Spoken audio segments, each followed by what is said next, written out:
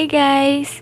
Sa video pong ito, gusto ko pong i-share sa inyo kung paano ko po naibalik sa pagiging mukhang bago ang aking mga umitim na silver jewelries.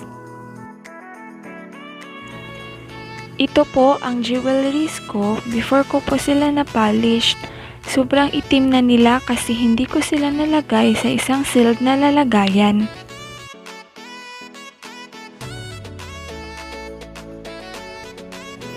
Ganito na po kaganda at katingkad ang kulay niya after ko po silang na-polish.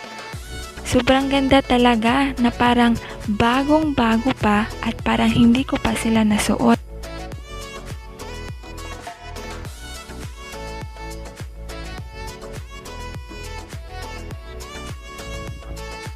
Bago ko po i-share sa inyo kung paano ko po ito ginawa, sana po mag-subscribe kayo at i-like nyo po itong video.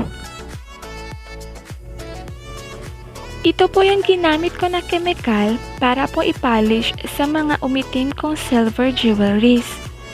Nakikita po ito at nabibili sa mga silver stall. 60 to 80 pesos lang po ang presyo nito. Mura man, pero effective.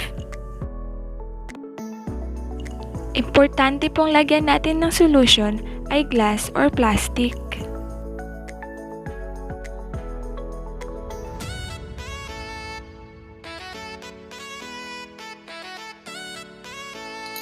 Ilagay ang mga umitim na silver jewelry sa solution.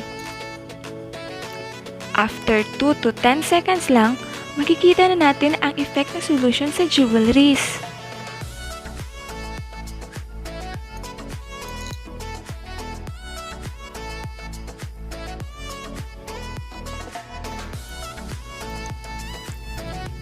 Wow!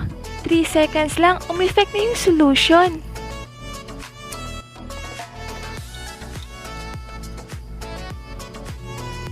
Ibabad po natin ng 2 to 5 minutes ang mga jewelries.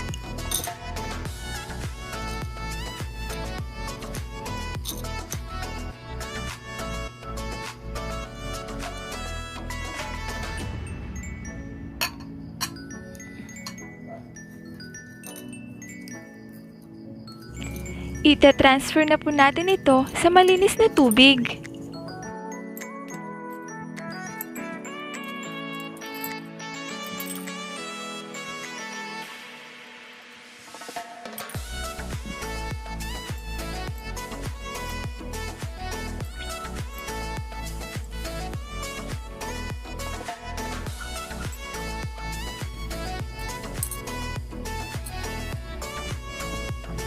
Sa ngayon po, medyo yellowish pa yung mga jewelries, kaya kailangan pa natin silang i-brush.